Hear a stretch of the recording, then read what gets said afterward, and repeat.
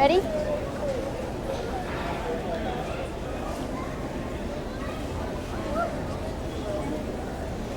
Well, Vincent, we've been carrying on like this for about 25 years. I know it. It's a lovely reunion, It is Bobbie. indeed. It's just lovely to see you again. And to have you here at our beautiful house and garden show. Let me get the billing correct. Of course, here you've been participating a little bit in cooking. Now, I know you have cookbooks and all that sort of thing, but how actively engaged in cooking are you? Well, I do all the cooking at home.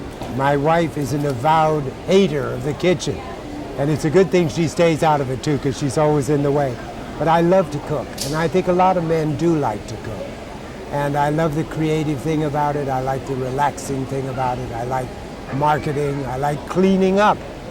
And most men do not like cleaning up, but I enjoy it. I find that it's relaxing. Are you the sort of person who likes to invent recipes? No, I'm strictly newspaper. What is it, Thursday? Is it here, Thursday? Thursday. Thursday all over the world, and I cut out little things, and then I try them at home. And sometimes I add on to them a little bit, but for the most part, I go by the book.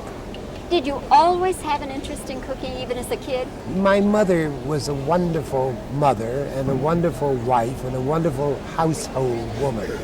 And she taught my brother and my two sisters and I to do everything. We were taught to sew and to cook. I mean, not so fancy, but you know, to mend and everything. And it's come in very handy all my life. I'm very glad. She was kind of a one-woman home economy class. She believed in that, and I think she's right. And certainly ahead of her time, wasn't she? Very much so, very much so. But we were all taught to appreciate what we ate, to find out how it was made, so that we'd know what hard work it was to make something tasty. Vincent, no one ever talks about your long and varied film career without bringing up the horror films. House of Wax, I guess, isn't that the one? Yeah, that was the first one, yeah. It was an enormous success. We opened it here in Fort Worth and Dallas, sort of same day. And I suppose it's one of the biggest money makers of all time. It's never stopped playing.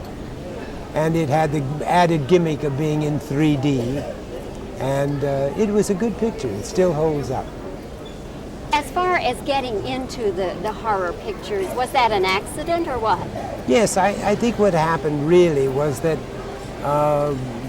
Basil Rathbone and myself and George Saunders and all of us who came out originally to Hollywood because we had stage-trained voices.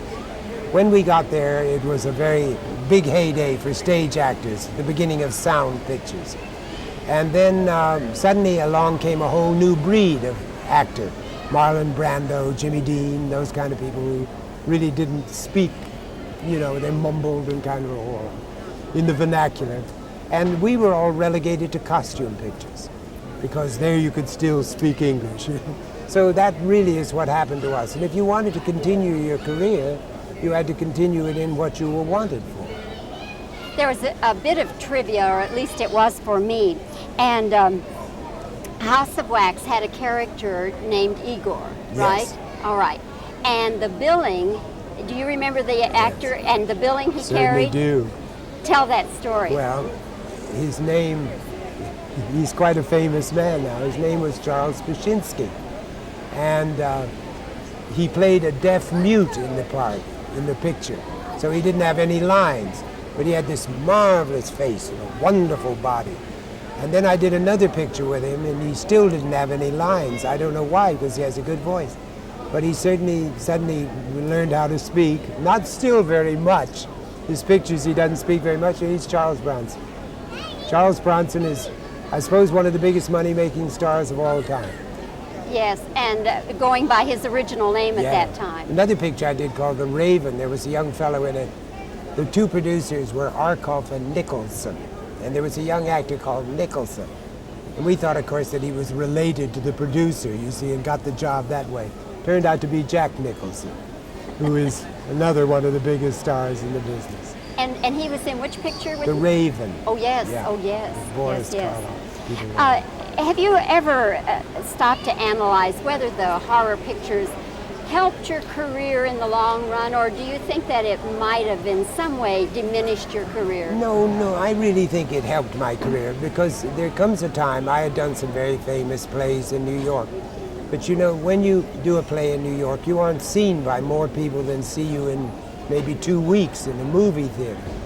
And I needed that kind of definite recognition as something, not just a leading man, not just an actor. And those pictures really gave me a whole new lease on life. I just finished 5 years of a play about Oscar Wilde, which is as far away as you can get from horror pictures, and nobody ever asked me about horror pictures during the whole run, all over the world. So I don't feel I've really been typecast. I do too many other things. And now, this summer, you're going to be doing yet another new thing. Yeah. Tell me about this Disney picture. Oh, this is a wonderful picture. I'd never done just a voice. I'd done radio. This is closest thing you could say is like radio. I play a character called Rattigan, who is a rat. And the picture is about a mouse who is a detective, whose name is Basil of Baker Street. And it's called The Great Mouse Detective, and it's Disney at its best. Whimsical, charming, lots of action, lots of scary things. I still think the most scary thing I ever saw in a movie in my life was The Wicked Witch. You know, scared me to death, and I was 35 years old when I saw it. No, it has all those elements that Disney does so brilliantly. I think it's going to be a great hit. Are you singing in this? Yes. Henry Mancini wrote me 2 songs. One's called The Greatest Criminal Mind in the World, and the other one is sort of a song that fits the dialogue. What did you perceive or learn about working with animation that you never knew before as an actor? Well, it takes forever. You know, I mean, this picture has been planned and being made for about 5 years. I've been on it for 2.5 years. And it's not like the daytime, the Saturday things for kids where somebody does this.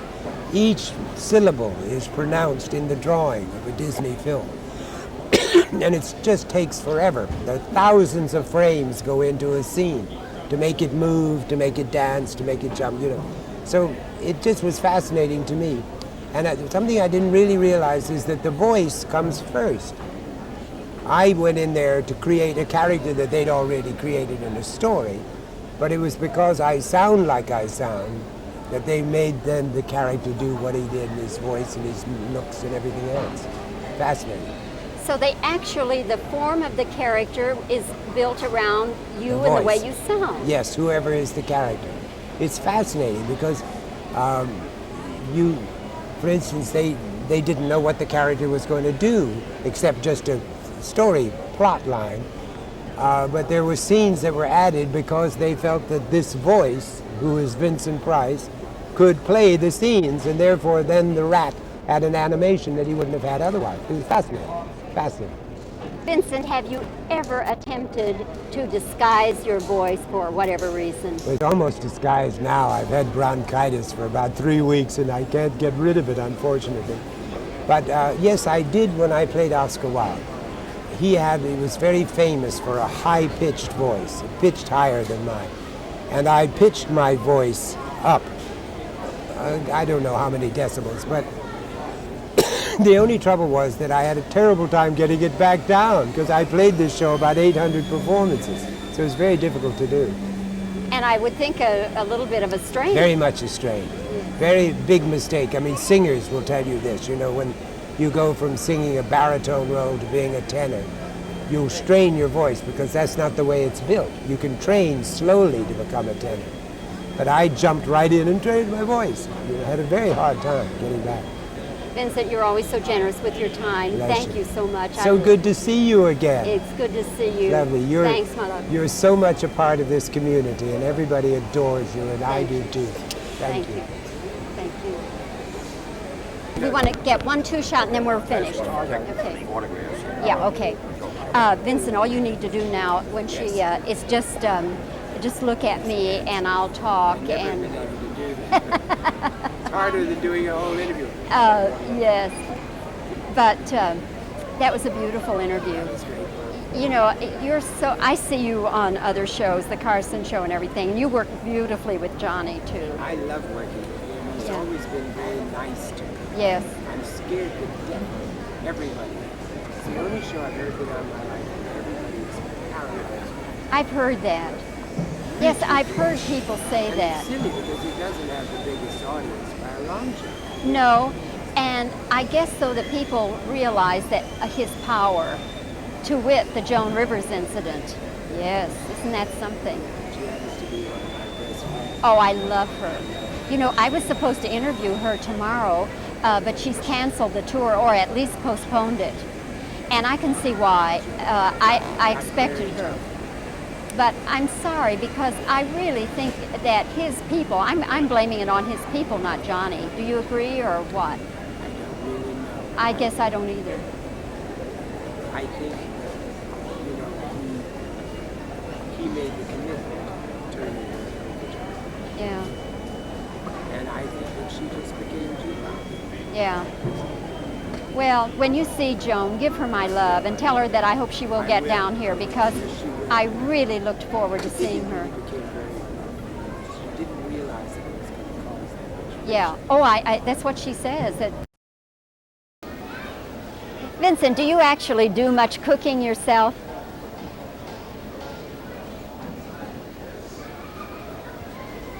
When did this interest in cooking begin? As a kid, or when?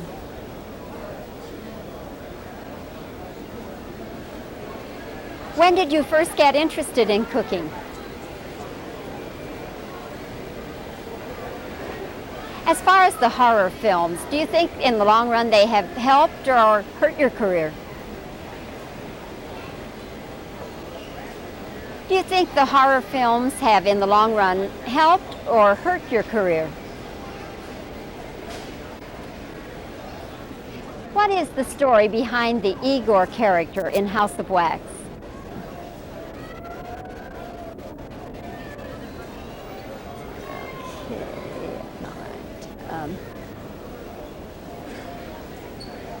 What did you learn as an actor about making an animated film that you didn't know before?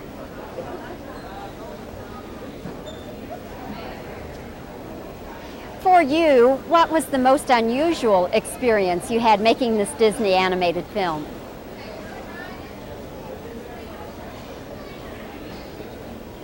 So then, in other words, the character, its form took place. In other words, the form of the character was based on you and your voice?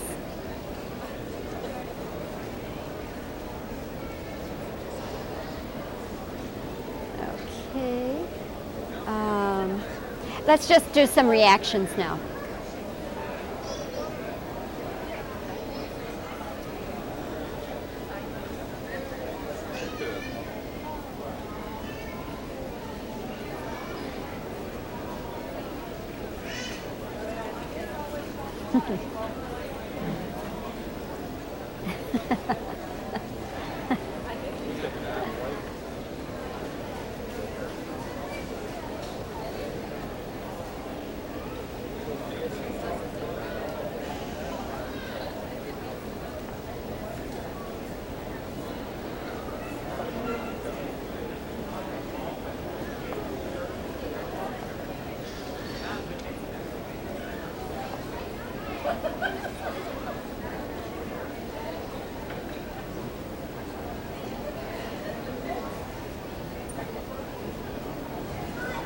That should do it. There they are. You have their mascot, Kai.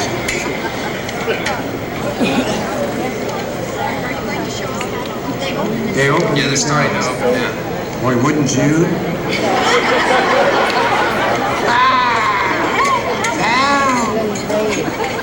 The taste, and they use it a lot for rice, particularly. You don't know about it, do you? You don't speak to me. Oh, I'm sorry. I'm watching my muscles over. He's watching his That's muscles what I do. over. I don't know. So it's dirty to me. I don't know. You got it, kid. We have to taste it just a little bit.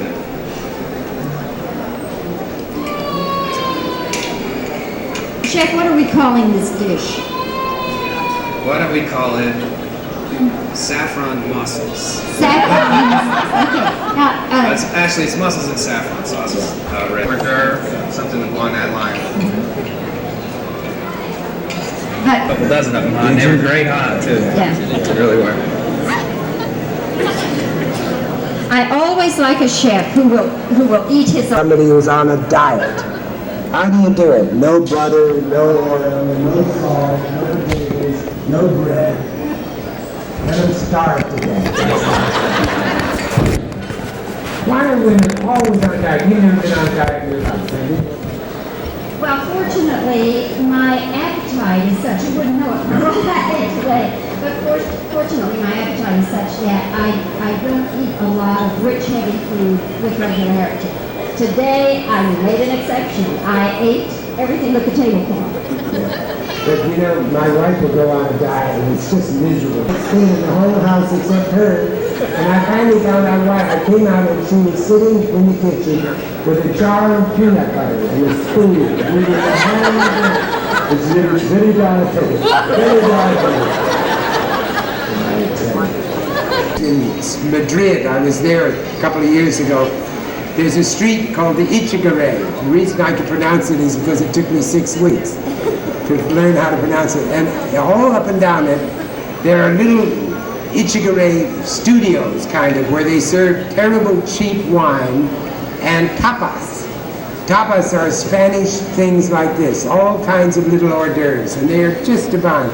And they start eating the tapas at 10 o'clock at night, and then they eat dinner at midnight. It's really a very alarming habit they have, and fattening. There's one that didn't open. Help! And Vincent is checking the sauce, the leeks, the garlic, the onions, the tomato, and the thyme, and the saffron. Ooh, it's great. Beautiful, beautiful. Thanks. Isn't that nice? And now you'll, as far as they go, you'll be able to sample it. Is that about take care of it, Chef? That's it. All right, let's have a big hand for Chef Ortega.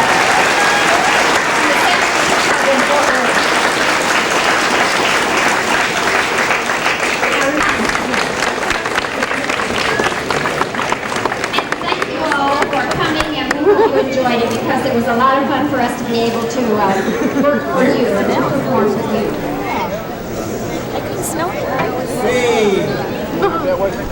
It's delicious. Stay with me. Oh, good. Excuse me. This is